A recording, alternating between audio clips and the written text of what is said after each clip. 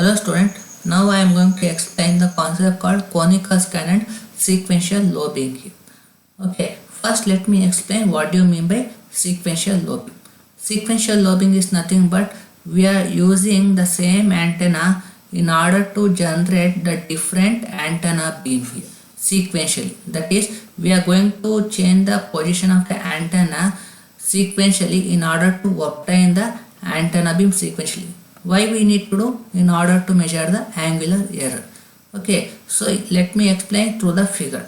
In the figure A, that represent in the polar coordination form. Okay, here we are using antenna. If, for example, I place my antenna at the position 1. At the position 1 it is generated, the antenna beam was this. Okay, and whenever if I change the antenna position of the radar, again it is generated the position of the antenna beam at represented in a dotted line. What is this? This is. Okay, and why we need to change the antenna direction? In order to fetch the angular error. Whenever we are going to get the angular error, based on that we can change the direction of the antenna as per the moving target direction here. That is what we need to change the antenna in order to obtain the antenna beam sequentially. So that is the concept of sequential lobing. Okay, and similarly the same antenna beam pattern we plotted in the rectangular coordination form. Okay, let me explain what does it mean it represent. Whatever the first position, whatever we generated antenna beam that is presented position 1, that is the same antenna beam. Whenever if I change the antenna direction, again it generated antenna beam that is represented as a dotted line here. Okay, and the whatever we call this axis, we call that as a beam axis. Whenever the position 1 whenever the antenna is present at the position 1, this axis we call that as a beam axis. For similarly, if I change the antenna direction at the position 2, whatever this axis, also we call that as a beam axis. Okay, and let me explain the concept of the angular error. How we are going to measure the angular error here. Okay, angular error is nothing but, here let me explain what do you mean by switching axis. Switching axis is nothing but coincide of the two antenna beams. That is, if two antenna beam is coincided, if I plot the axis, we call that axis called switching axis or borosight axis. Okay, now come to the point. Let me explain the angular error. For example, I found the target at the position 2 of the antenna beam here. So what happens? Whenever target is found at the position 2 of the antenna beam, I receive the amplitude of the echo signal is more compared to the amplitude of the echo signal at the position 1 of the antenna. That is the concept I already explained in the previous video here. Okay, so it indicates that the amplitude of the echo signal is more compared to the position 1 of the antenna beam. That is what we are going to analyze the moving target here. And if there is a displacement, that is the displacement between the switching axis and the target, we call that as a angular error here. Based on that angular error, we are going to change the antenna direction in order to obtain where is my moving target it's going. Okay, and similarly this is figure C represent what? The figure C represent in order to analyze the amplitude of the receiving echo signal. Okay, what I already explained, if the target is present on the position 2 of the antenna beam, obviously the amplitude of the receiving of the echo signal from the moving target is more compared to the amplitude of the receiving echo signal of at the position 1 is less. That is what it is represented in the figure C here. Okay, so this is what sequential lobing. Sequential lobing is nothing but in order to obtain the angular error, we are going to generate the antenna beam sequentially. That is what we call that as a sequential lobing here.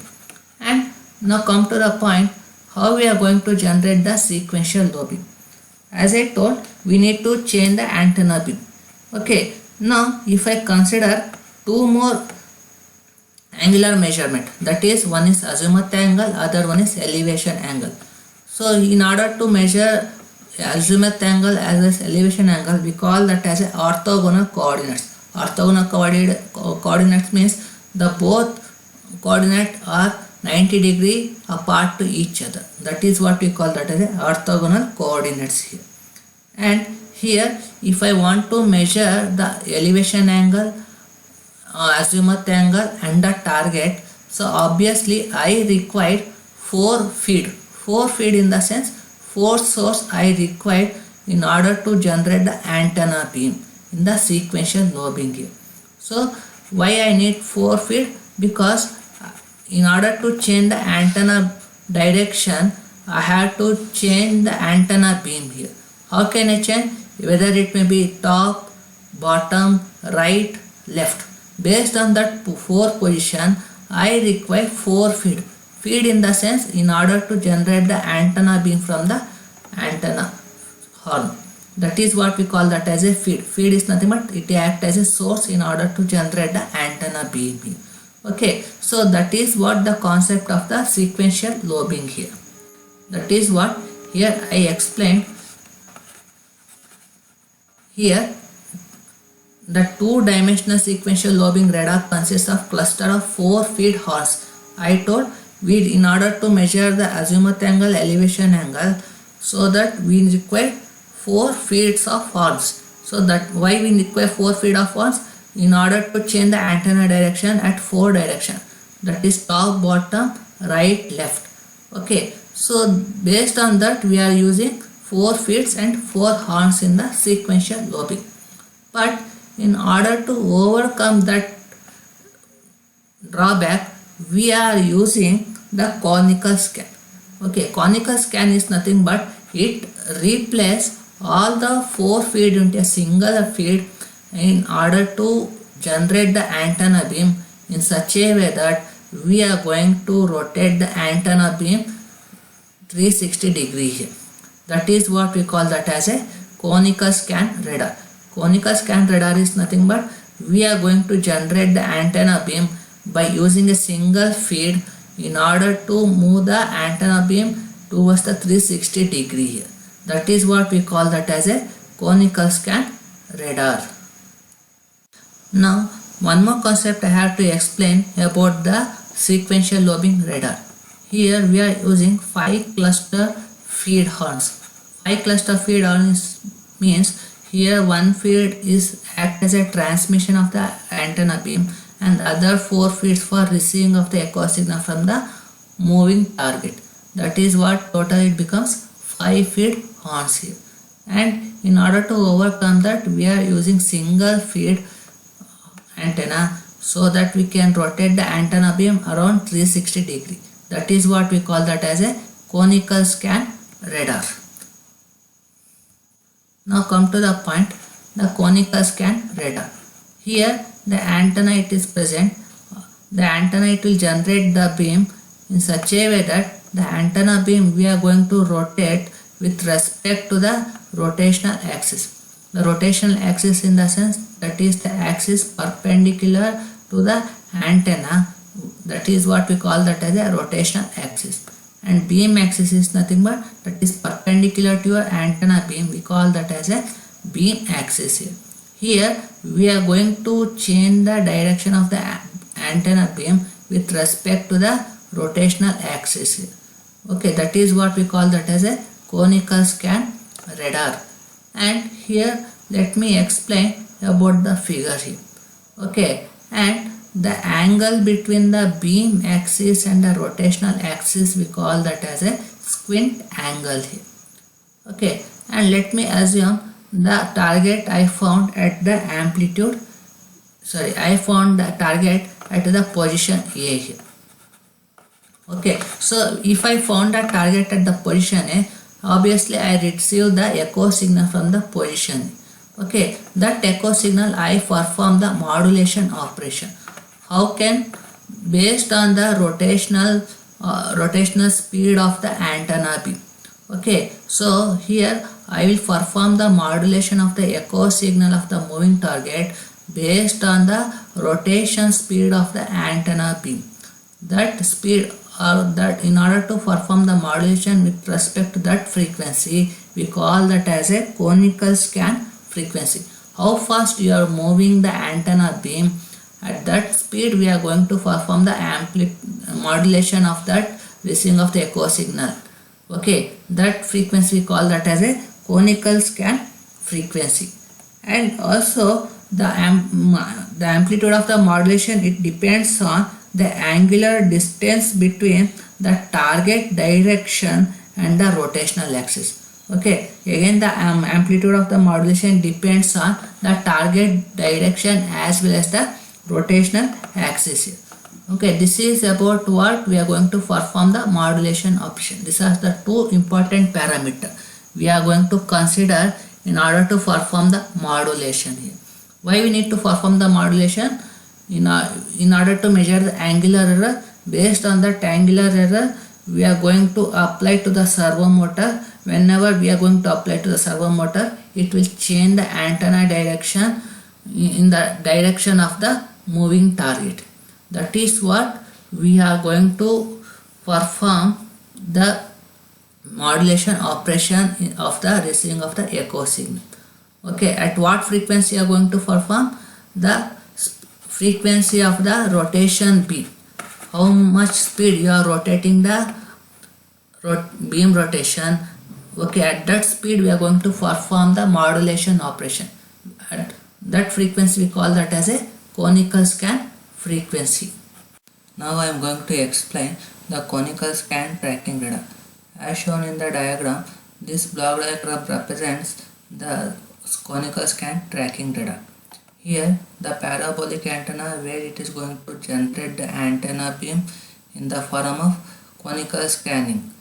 Okay, and here the parabolic antenna, it is positioned mechanically in order to measure both azimuth angle as well as the elevation angle. And whatever the antenna beam it is generated by the antenna, it is generated in the form of polarization coordinates form. So that we call that as a nutating feed here.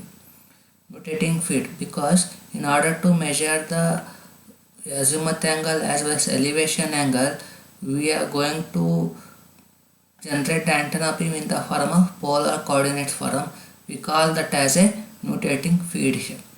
And here we are the conical scan radar, it is going to revolve around 30 revolution per second here. And here the same scan motor, it will drives the motor of both azimuth angle as well as the elevation angle motor.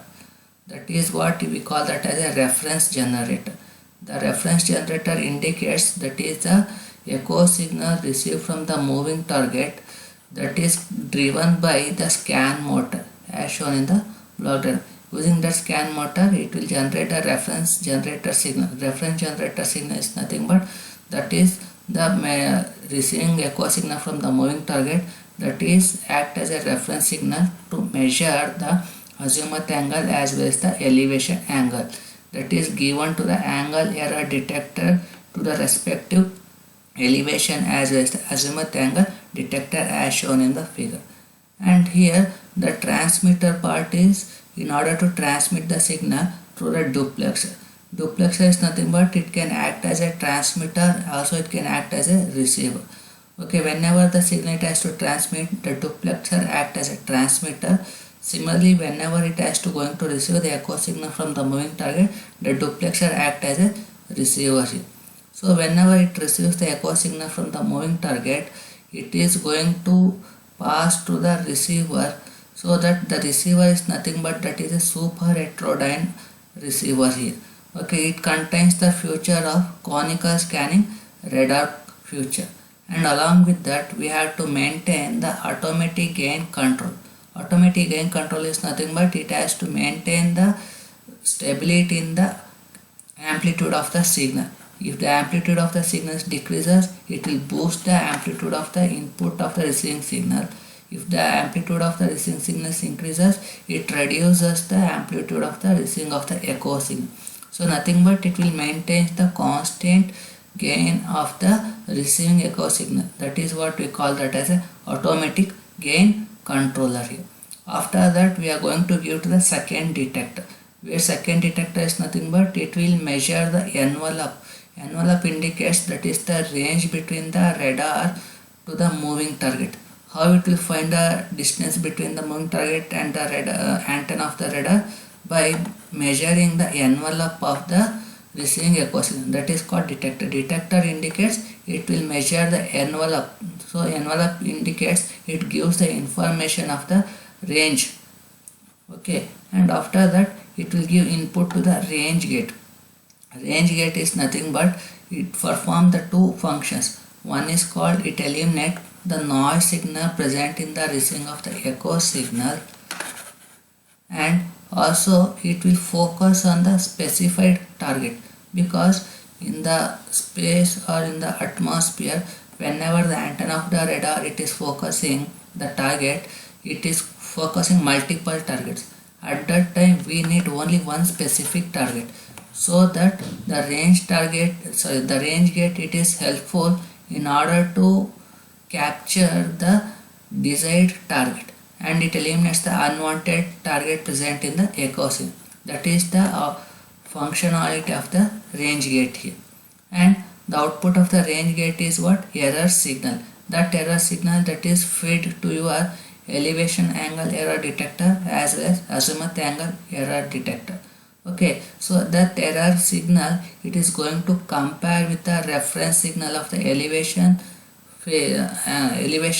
signal, as well as the same error signal it is going to compare with the azimuth reference signal.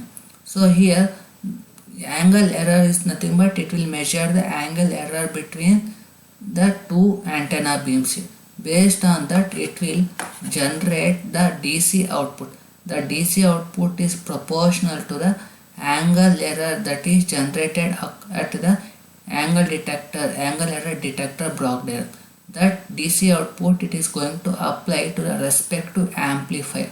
That is the elevation angle error detector it is going to apply to the elevation servo amplifier. Similarly, the azimuth angle error detector it is going to apply to the azimuth servo amplifier, where it can boost the amplified signal. So whatever the DC output coming from the angle error detector, that is proportional to the angle error measured with respect to the reference signal as well as the error signal that is generated by range gate here. And both amplifier, that is elevation servo amplifier signal as well as azimuth servo amplifier signal, where it is going to give to the servo motor in order to rotate the antenna direction towards the moving target. So this is what the working principle of your conical scan tracking radar here. Okay, and next is, this is what I explained. This is the description of your block diagram of the conical scanning tracking radar here. And next is the last topic of this fourth module called boxcar generator. Here what happens, here we need to apply the pulse waveform to the antenna in order to rotate the antenna to across 360 degree. Because if I want to rotate the antenna across 360 degree means I need to apply this pulse signal to the motor of the antenna.